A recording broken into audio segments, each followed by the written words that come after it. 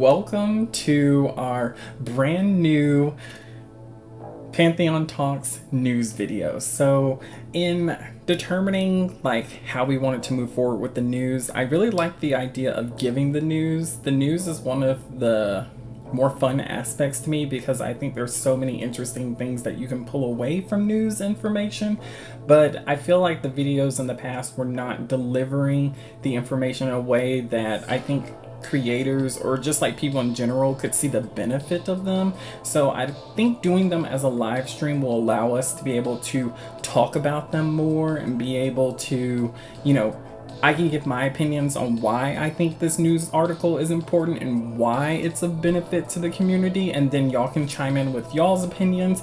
This is going to be very chill, very safe space sort of thing. If you have an opinion on something, then go ahead and share it.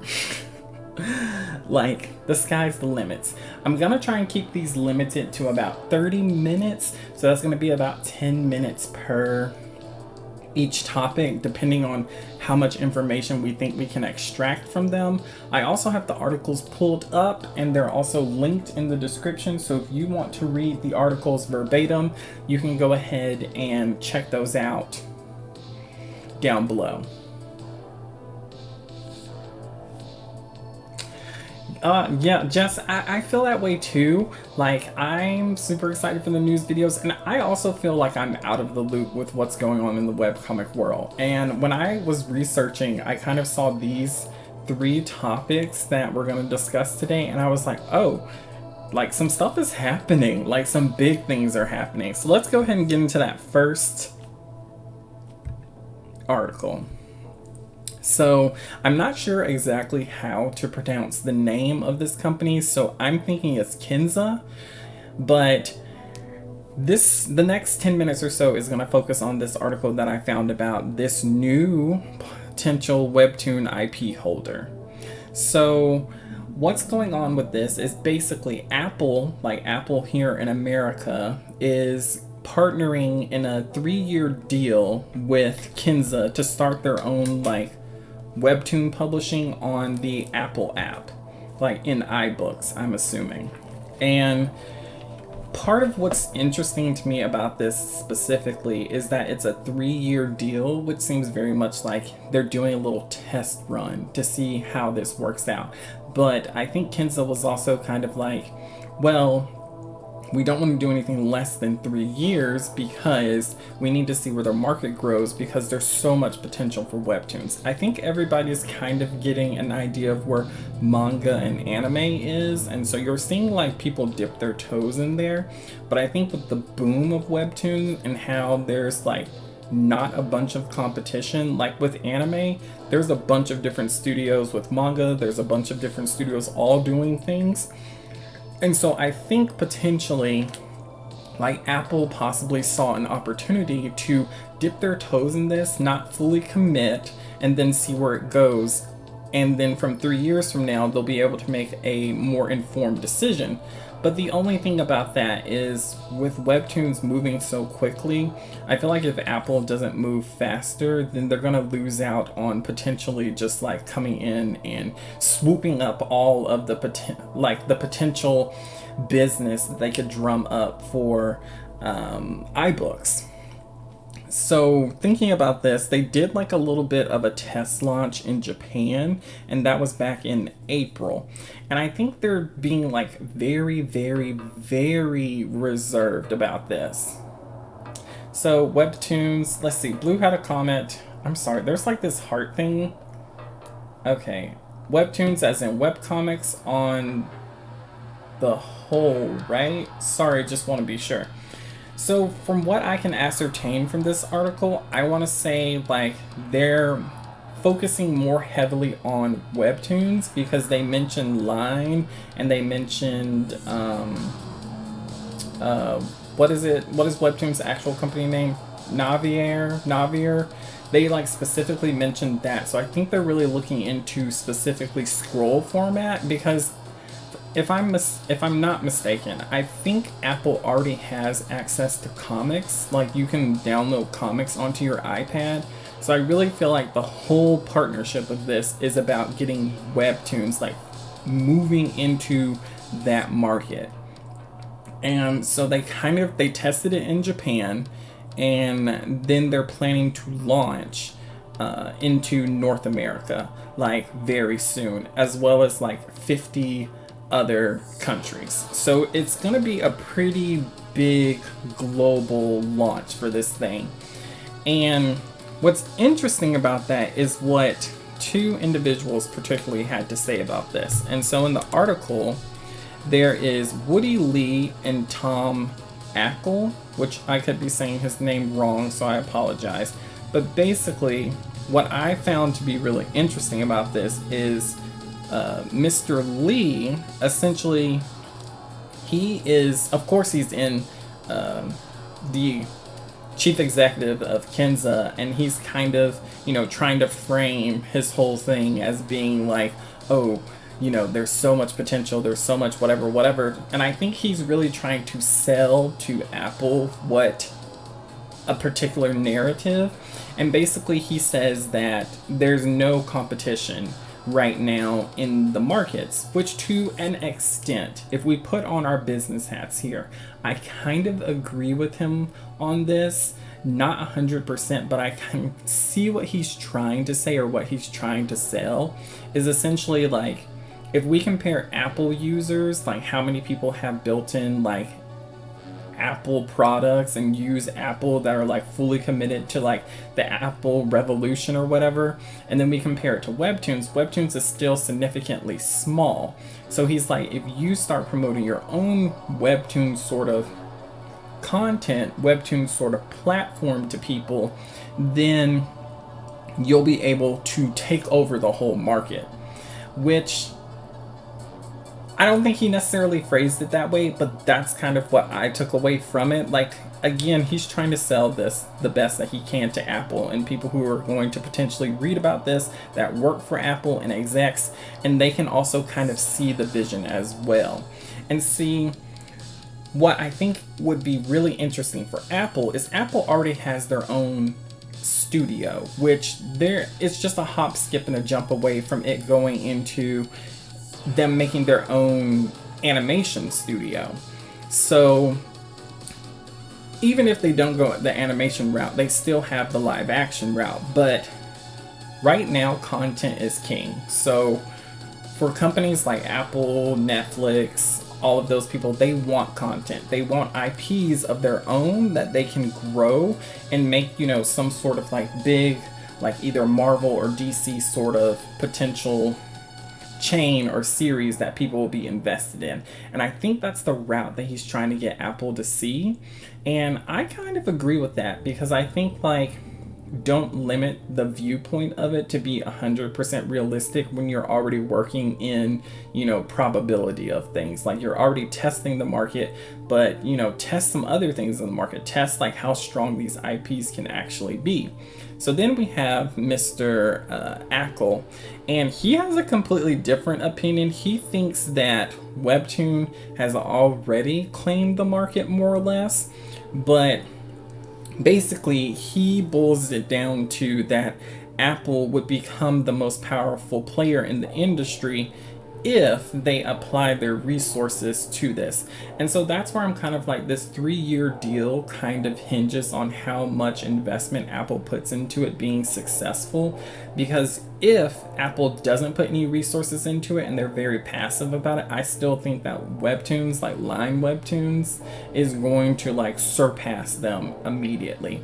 So like, there's gonna have to be a little bit of a balancing thing to see where like Apple grows this, which I think it's of both interest to both companies to want to claim the market, because right now, even though Webtoons is leading, Line Webtoons, they still have the potential to take over the market. Like, instantly, I feel like if they randomly put this up in the marketplace, had it trending at #1 for a while, they would immediately have like a huge built-in fan base that's instantly ready to read and watch stuff, because there's already people like me who have Apple. So if I see something free or something interesting, if they advertise it well, I'll probably download it to check out what sort of webcomics they're already giving out to the public. And then if Apple's really smart, they'll possibly make a competitive platform that will kind of like almost mirror webtoons. Like, I think if it was me, I would just focus on like getting some original content out first, building from there, and then seeing how it did, but still swooping up some interesting IPs that I think I could potentially use either for an Apple original or for a webcomic original, like on their new app. Which I guess that kind of leads me to ask y'all what y'all think about this. So like, do y'all think that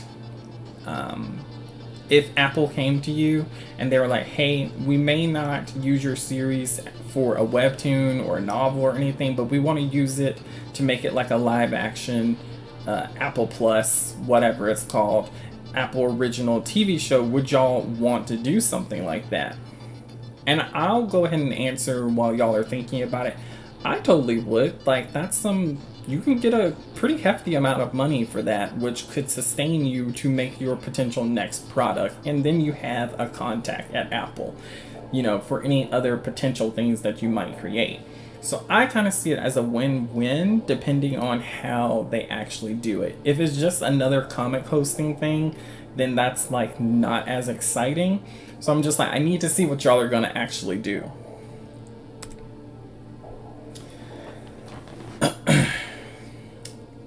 And so let's talk about how this will possibly benefit you, or I should say benefit us.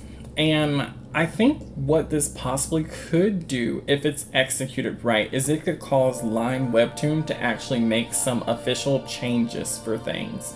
Like, there's so many things that I think like creators want from webtoons that webtoons just won't give to them. But I think if there was somebody else that was like in the hemisphere of allowing them to be, you know, to work with well, let me rephrase, allowing them to like put more effort into being competitive, because right now they don't really have a reason, in my opinion, since there are no other competitors. Let's see, we've got some comments. So Blue said, I don't know, I'm not a fan of live action, but I can't deny the career options it could open up. Just said, I think Webtoon's sales strategy is trash. I feel like a company with resources could easily enter the market and outperform them. With resources, it's the key though, so this is exciting. Yeah, their marketing team could be better for sure. Also, I'd read a contract if they want to send me one. Yes, okay, like that's how I feel too. Definitely if Apple was like, hey, we want your IP. And I want y'all to take a second before we get back to the benefits to really think about like Heartstopper, for instance. I don't think Heartstopper was huge before Netflix adapted it.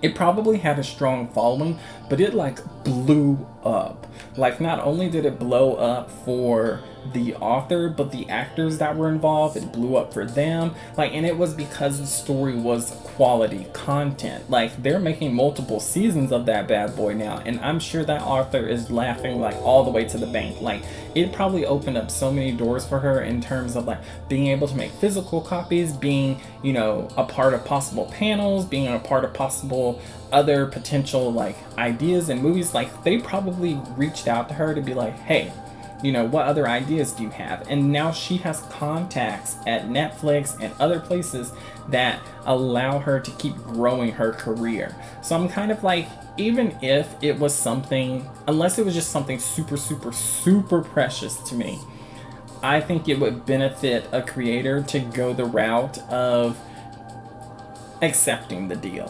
Which I'm not trying to talk anybody into doing that. That's just my opinion on the situation. Like, if you're a struggling creator, I feel like accepting the deal, as long as they're not going to disrespect the content that you create, is a win-win for you at the end of the day.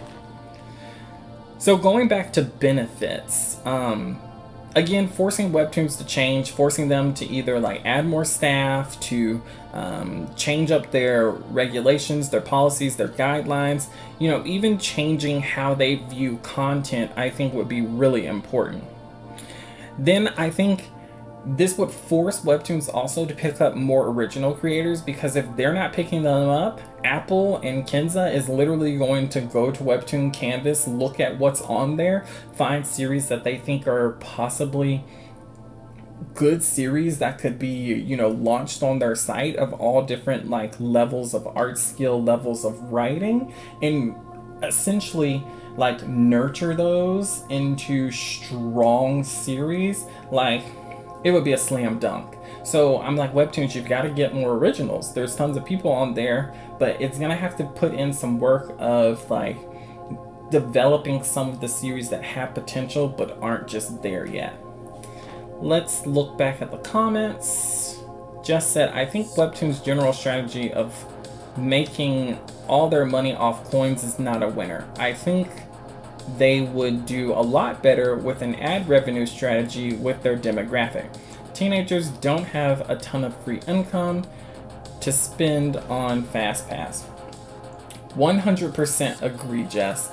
I feel like this is part of the thing that would force them to change. They really need to look at what they're doing and how they can improve their, whole structure of business. Like, Webtoons has the potential, Line Webtoons has the potential to be a comic juggernaut, in the sense of like how YouTube is like a juggernaut for video content. Jess also said they hardly do any advertising on their original series. That's another big thing. Like, you have these strong IPs, but they could be even stronger if you would advertise them. So it's kind of weird to me that they aren't supporting the IPs as much, which I could just be missing the advertisements. I've been kind of, low key about a lot of stuff lately, and I just haven't been dealing with Webtoons like that. So it's kind of odd to me that even with all of that in mind, they're still not promoting original creators the way they should. Blue said, honestly, I think they don't spread out that marketing to enough genres and stories. They do have a lot of originals, but I often see the same originals being pushed all the time. Spread the love. 100% agree, because there are some really good original series that just needed some additional advertisement. Like, I get it, you have popular series that you want to keep growing and advertising because the IP has been proven, but you have to put on your business hat and think like, these series aren't going to last forever. What other series can I, spread some love to? Like, instead of, and no offense to like Rachel, Lore Olympus, Eternal Nocturnal, Unordinary, all those really popular series, I get it. Those are strong IPs. Like, the masses have spoken. They love those series. But it's also kind of like, from a business perspective, you have to think like, these series can't last forever. And you need to be able to advertise more than just like a handful of series. Like, every series essentially should get some strong advertisement. That's an original, at least in my opinion, which I really wish I had access to a contract. Next, looking at the other benefits for future new creators and possibly even current creators, it could result in better payouts. And the reason is because there's competition. If Apple is over here, telling their creators, hey, we're going to pay you $100K to come with us, and Line Webtoons is only paying $50K, obviously, who's going to go with the $50K? I don't care how much you love Webtoons, you're gonna go Apple. Like, even if you hate it, that extra $100,000 is gonna be, you're gonna be eating at, like, you're gonna love it. Like, you're gonna be eating at the best restaurants. You're gonna be, buying you a nice car. Like, 100,000, like 50,000 extra dollars makes a huge difference. Which, I'm just throwing out random numbers. Like, I'm just saying, in comparison, most people are always going to go with a better deal. So it's going to kind of equalize payouts to creators. And then I think with Apple having such a huge, diverse assortment of people, it's going to allow more uncensored storytelling to spread through webtoons. Like, there are platforms that do allow for it, but I feel like if Apple picked it up and they started telling mature stories, it would really push all of the content in a certain way, which would force Webtoon to, like, I get they want to be family friendly, but Disney is family friendly and they have mature content that they produce. They might produce it under Fox or they might produce it under something else, but having that option for a person's webtoon would really benefit webtoon canvas creators and even webtoon originals, because I'm sure even originals, like I think the Let's Play creator talked about how she has to censor things, but not that her censoring things did affect the story, but I'm just saying it's not being told the way she wants to tell it. So this would allow creators a little more flexibility. So we're going from that monopoly concept where it's like my way or the highway to, okay, they have other options. What's a more fair deal that we could make? All right, we've got some more comments. From Jess, the watch and add to read ahead thing they're doing on Canvas is very sparsely. Is a good idea though, in my opinion. I think that is a good idea. They haven't implemented that as much as I would. It'd be on everything. Yeah, I agree. Something like that, definitely roll it out on like more than 10 accounts. I don't know how many they've done, but yeah. Blue, yeah, that's cool. It's got a ridiculous line to cross before it's available, though, from my understanding. Kinda silly. Yeah, it's gonna be a lot of work. So that's our first story of the day. Let's look at our next story. So this one is webtoon focused. Like, it's I guess it's kind of one of those things where it may not seem very interesting to y'all, but it came across very interesting to me because it's showing to me already that Webtoons is aware of its situation and they're possibly looking into alternative ways of improving how they release content to the public. So what's interesting about this is there was a job, I forget what it's called, a job ad for a sensitivity reader. Now, what's weird and interesting about this is I don't understand how they don't already have sensitivity readers like out the wazoo, because from this article it says on an average they have 89 million monthly active users and about 10 million of those are in the US. I don't know if I understand this in the sense of how can you have this many people and not already have sensitivity readers in place?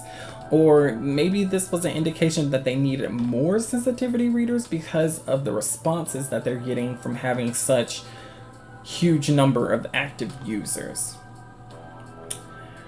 Looking back at the comments, Jess said, Webtoons does a lot of silly things. It's like they don't even want to make money sometimes.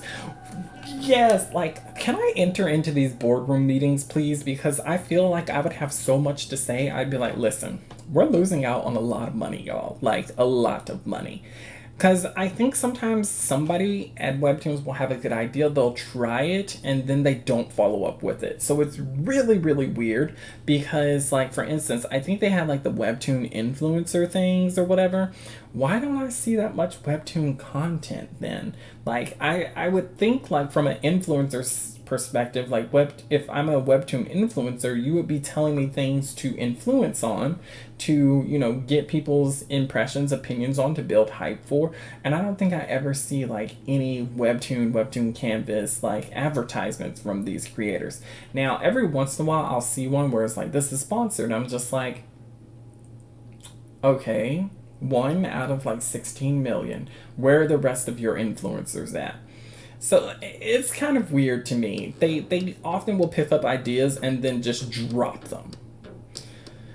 Just said maybe they were just depending on the original creators to get sensitivity readers for their own work. It's not working out. No. Okay, so before I elaborate on this, which is crazy, the whole Webtoons to me is like a publishing house, like a Penguin, like a, man, my mind went completely blank for publishing houses.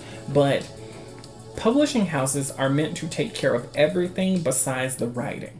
So they pay you to write a story, and then they handle everything. They help you with the edit, they help you with sensitivity reading, that's a part of the edit. They help you with marketing, they help you with, making physical copies, they literally do everything. Like, that is the whole purpose of a publishing house.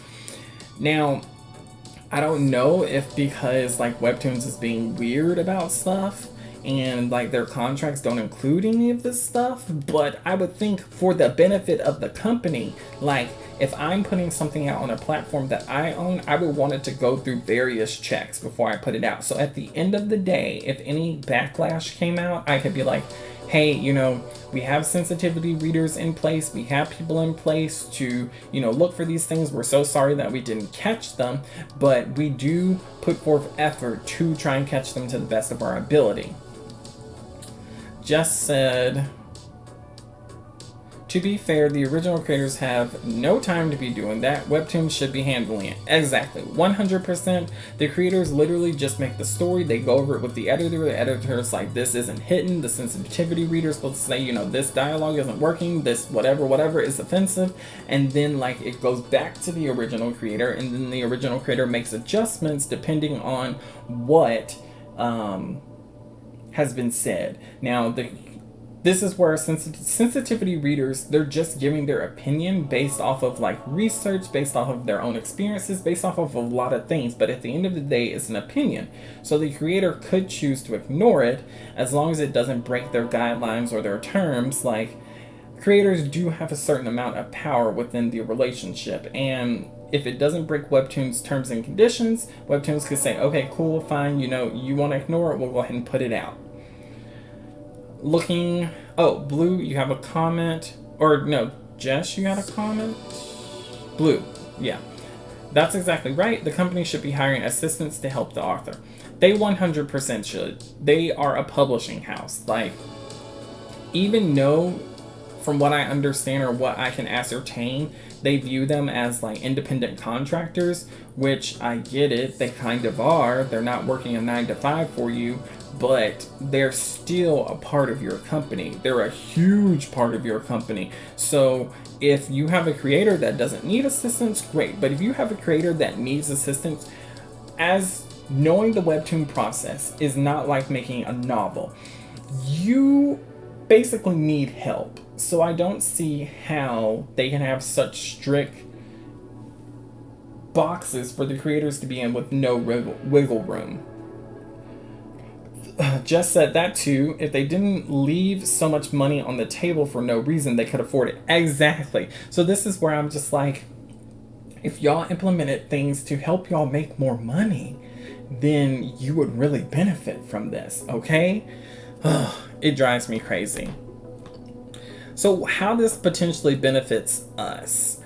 Well, I think with if they're implementing more sensitivity readers, it might mean that they're looking to potentially tell more mature stories. So if they need more sensitivity readers, that means that the contents that's being produced, I would think, is having an effect on the audience, which means that the audience is reading it or parents are reading it and they're like, this is not okay. I don't want my child reading this, which might mean that they might have to start putting, mature disclaimers. Like, putting the violence on there isn't necessarily like, it's great to have it on there, but I think like as a parent, like even cartoons have violence in it, like people fighting and whatnot, but you would actually have to read the story, and since it's so broad with that disclaimer on there, parents would have to read literally every story that their child is reading to determine like what level of violence is included. Because like, maybe there's like a simple, in a romance story, maybe two characters have like a physical fight. Generally, those type of fights aren't as, rough as they would be in a superhero story or in a fantasy story. So that means that, the parents have to look at every single story, whereas if the content has a mature rating on it, like if they would rate the series, that would also be helpful if they would just put a rating on it. If they would rate the series, parents can immediately look at that and be like, oh, that's PG-13, oh, that's, M18 or whatever, no, I don't want my child reading that, which means that opens the doors for like people who want to tell their stories in a more mature way, in ways that, you know, are similar to like Berserk, or similar to I'm trying to think of something that's like really unhinged, like you're just like, oh my good grief, this is like super scary, like anything like that, like a Scream or like a slasher flick, something like that. They would have the ability to tell those stories, which also opens a market for them. I don't understand being a publishing house. I get at early on, you know, you want to have your fan base and build your fan base, but you realize that that fan base does cap at some point. So branching out would be really helpful. Blue said tags would be great too. Find exactly what you want. 100% agree. Sometimes you're looking for something very specific, very particular. I kind of understand that they're like, they don't want to implement that system. It's more for them to have to deal with. But also, if, you know, new people get onto your platform that have just downloaded the app and they can immediately find what they want to read, that's keeping them on the app longer. So I think something like that would be beneficial, even if it would be a large amount of money to implement, or a large amount of money for either to implement or to maintain. So that's it for the second story. So our last story is all about Shueisha, which I hope I'm saying that right. I've heard it said a few times before, but you know, sometimes your pronunciation isn't always the best. So looking at this, Shueisha is a huge company that has like some of the best stories in manga and in anime in Japan. And they, in this article, mentioned that there is going to be a huge shift in their content towards webtoons, which, if you kind of think about that, there are a lot of comics that I don't read because I don't want to pay for them, and I don't want to, and like, since I've gotten into webtoons, I really like the scrolling format, which I might possibly potentially pay for something depending on what it is, but we'll have to wait to see what the model looks like. But one word in particular about this is they said that the new Webtoon app is likely to launch in 2024. So we're in mid 2023, and what I really liked about this was the fact that this is another big competitor for Webtoons. Webtoons is a global company.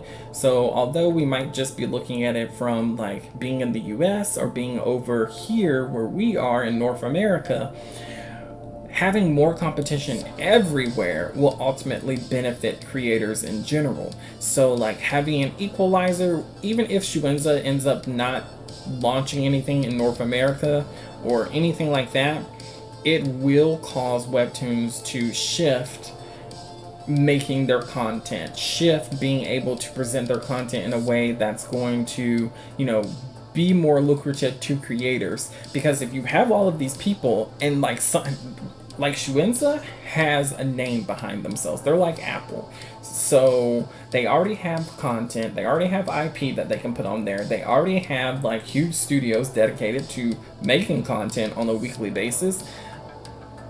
I feel like they could potentially just blow Webtoons out of the water over there in Asia, and if they do that, I could definitely see them expanding into North America. I didn't see anything in the article about them expanding over here, but I feel like they probably would. They seem to be a pretty savvy company in the sense of keeping an eye on what makes sense to them in terms of like from business perspectives, because you know, they already make anime and manga that is imported globally, so why wouldn't they do the same for Webtoons? Another thing that was interesting in the article is they talked about how they have a awards, so similar to like, well, I shouldn't say awards, competition, which is similar to like the Webtoon competitions and whatnot. And so they talk about how like these series will be featured in the new app, and how like they'll be along other series that are near and dear to a lot of people's hearts. Like, they've made a lot of series.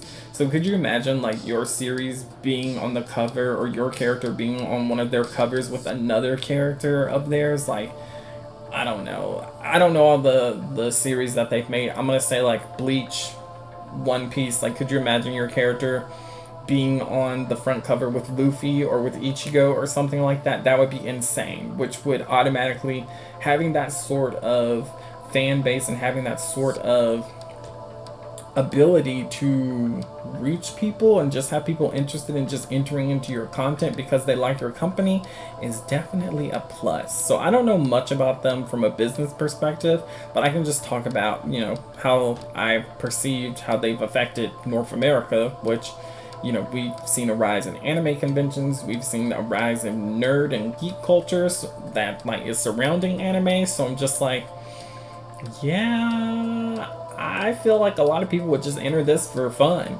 like just for a chance to be in it. So this is another thing where Webtoons is going to have to step up their abilities to engage with the audience that they already have, especially the Canvas creators. So the benefits for us, more competitors for Webtoons and Tapas. So, you know, we talked about Kinza, we talked about Shueisha now.